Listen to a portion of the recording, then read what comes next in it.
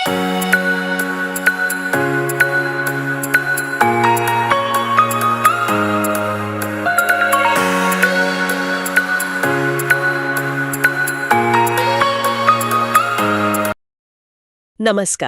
आज हम एक बहुत ही दिलचस्प हिंदी सारांश पर बात करने वाले हैं।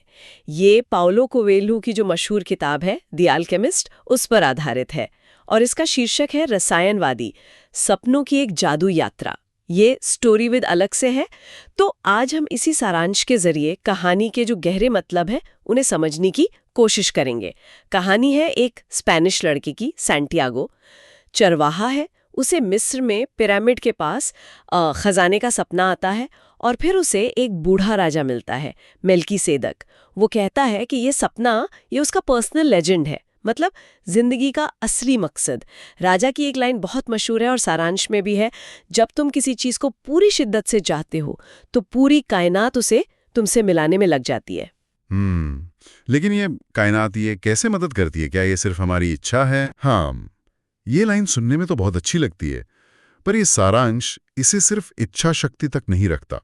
असल में ये कहानी बाहरी खजाने से ज्यादा ना वो अंदर की खोज बन जाती है, मतलब खुद को ढूंढना।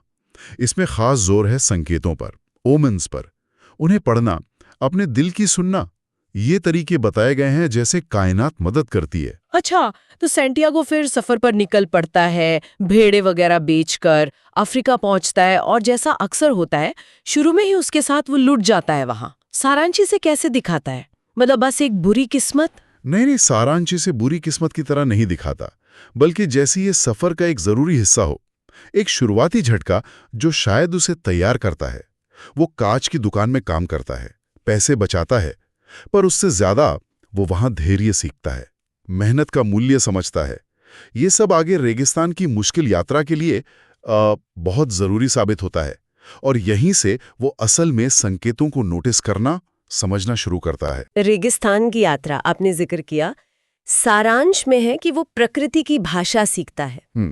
इसका कोई ठोस उदाहरण है क्या सारांश में? जैसे कैसे पढ़ता है वो नोमेन्स को? हाँ, बिल्कुल है। सारांश इस पर जोर देता है कि रेगिस्तान उसे शांत रहना, ध्यान देना सिखाता है। जैसे वो बाजों को देखता है आसमान में एक खास तरह से उड़ते हुए, और उसे देखकर वो ओएसिस पर होने वाले हमले की भविष्यवाणी कर देता है। तो ये सिर्फ कोई तुक्का नहीं है, ये ध्यान से देखने, प्रकृति के पैटर्न को समझने का नतीजा है। सारांश यही दिखाता है। और यहीं उसकी मुलाकात एक इंग्लिशमैन से भी होती है। वो ज्ञान ढूंढ रहा है किताबों में, और सैंटियागो वो अनुभवों से सीख रहा है। और फिर फातिमा, ओएसिस में उसे फातिमा मिलती है, प्यार हो जाता है। यहाँ एक दुविधा आती होगी ना, प्यार या सपना, पर्सनल लेजेंड। सारांश से कैसे दिखाता है? क्या फातिमा कोई रुकावट बनती है? नहीं, बिल्कुल नहीं, बल्कि सारांश फातिमा के जरिए इस विचार को और पक्का करता है कि सच्चा प्यार कभी आपके लक्ष्य के रास्ते में नहीं आता। वो कहती है ना कि अगर मैं तुम्हारे पर्सनल लेजेंड का हिस्सा हूं तो तुम लौट आओगे, और ये कि प्यार तो उड़ने के लिए पंख देगा, रोकेगा नहीं। तो ये दिखाता है कि रिश्ते और सपने साथ चल सकते हैं। बहुत खूबसूरती से ये बात रखी है सारांश में। अच्छा, इसके बाद उसकी मुलाकात असली एल्केमिस्ट से होती है। एल्केमिस्ट का क्या रोल है और ये एल्केमी क्या है सारांश के हिसाब से? क्या सिर्फ सोना बनाना? नहीं, सारांश साफ करता है कि एल्केमिस्ट सिर्फ सोना बनाना नहीं सिखाता, वो सैंटियागो को गाइड करता है। वो सिखाता है कि असली खजाना वो तो अंतर है, और एल्केमी मतलब धातु को सोने में बदलना, वो असल में प्रतीक है आत्मा का शुद्ध होना, खुद का बेहतर बनना। एल्केमिस्ट उसे बाहर की दुनिया के साथ साथ अपने अंदर की आवाज सुनने पर जोर देता है। ये किताबी ज्ञान नहीं है, ये अनुभव वाला ज्ञान है। और कहानी का अंत वो तो बड़ा ही नाटकी है। पिरामिड पहुंचता है, खजाना नहीं मिलता बल्कि डाकू मिलते हैं, और फिर उनमें से एक डाकू अनजाने में ही सही उसे खजाने का असली पता बता देता है, वापस स्पेन में, जहां से शुरू किया था। ये जो विडंबना है, इसे सारांश कैसे सामने लाता है? हाँ, ये विडंबना ही तो कहानी का सार है, और सारांश इसे बहुत अच्छे से पकड़ता है। सैंटियागो वापस स्पेन जाता है, उसे खजाना मिल भी जाता है, लेकिन तब तक वो ये समझ चुका होता है कि उसे सोने चांदी से कहीं ज्यादा कीमती क्या था। वो पूरी यात्रा, वो अनुभव, फातिमा का प्यार, वो आत्मज्ञान जो उसने रास्ते में पाया, वो था असली खजाना। तो ये बात स्थापित हो जाती है कि मंजिल से ज्यादा जरूरी वो सफर है, और उस सफर में आप क्या बनते हैं।